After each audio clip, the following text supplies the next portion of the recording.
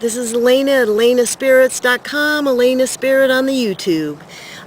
Some of you know that I went to England for a few weeks, and I went back to the Glastonbury Tor and all the archaeological sites around Stonehenge, and did a lot of spiritual work there.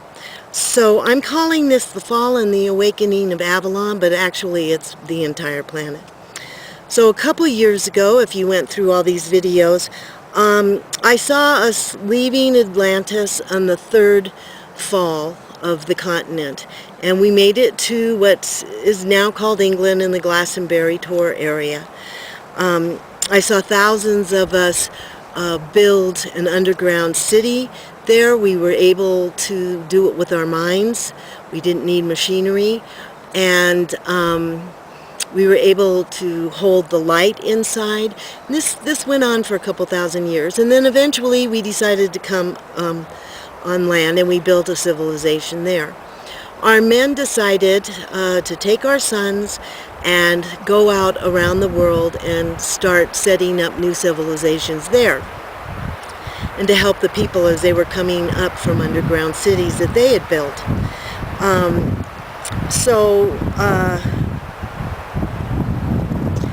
They left us to return, taking our sons, and they spread across the planet. Some of them succeeded in building good civilizations, and some of them didn't.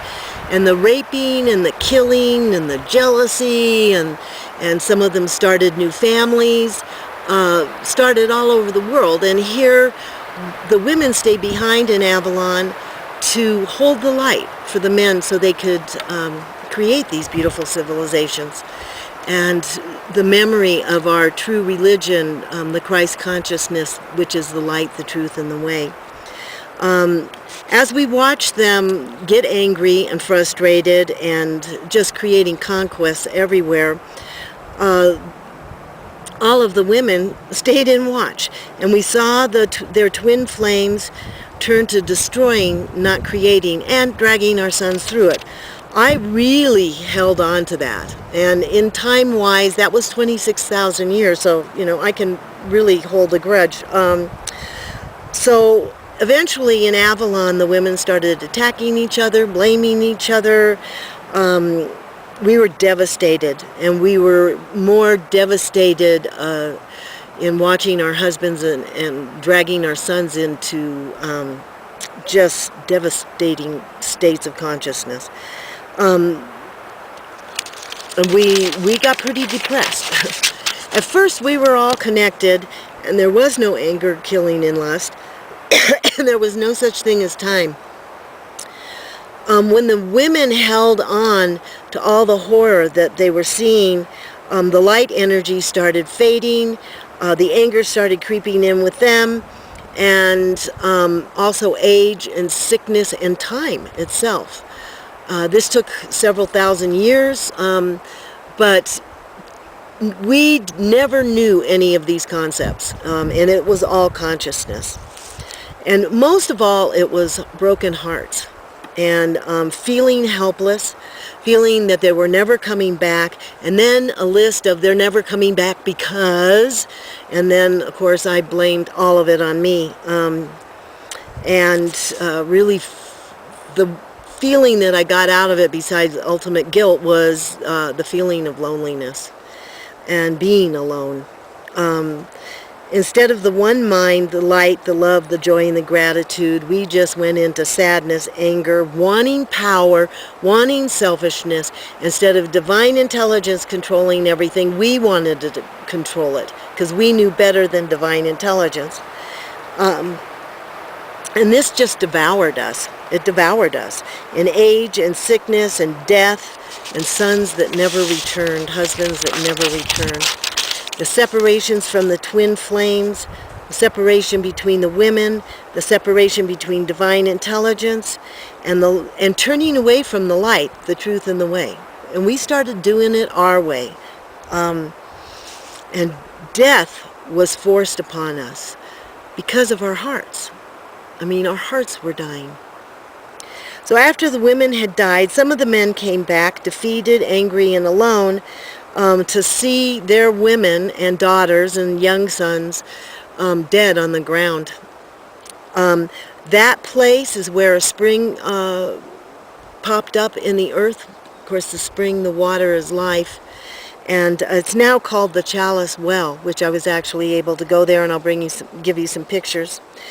Those men left with broken hearts, failures, feeling as failures, and they died. Now, 26,000 years have passed in this illusionary world, and the awakening has begun. What I learned was, boy, I can hold a grudge. I held on to that pain and loneliness to this day. This is what I wrote for myself. You left me. You failed. You dragged our sons through this, and how could you do this to us? A lot of anger, a lot of anger. When I went back to Glastonbury and I saw where we died at the Chalice Well, it was so beautiful and so peaceful, and so much love and so much life and healing had taken place in that area. And that feeling of, you left me, what were you thinking? Oh, you weren't. That all of that left. And I started realizing that again, there is no such thing as time. We're still in our higher mental bodies, and all of this was an illusion, and it never happened. That feeling that I failed everyone kind of turned to, I'm strong enough to come back now and do it right, and I'll tell you about that in a minute. That feeling that I wasn't strong enough to hold the light for everyone kind of changed to it was all of our jobs. It wasn't just only my failure. And we really didn't fail because we're still in our higher mental bodies. So that took off a lot of stress. I never forgave myself. I'm able to forgive myself now. And I felt that this was so lost that it could never be healed. And it was my fault. So all of that went away, and all of that was an illusion. Now I realize that we're still in our higher mental bodies.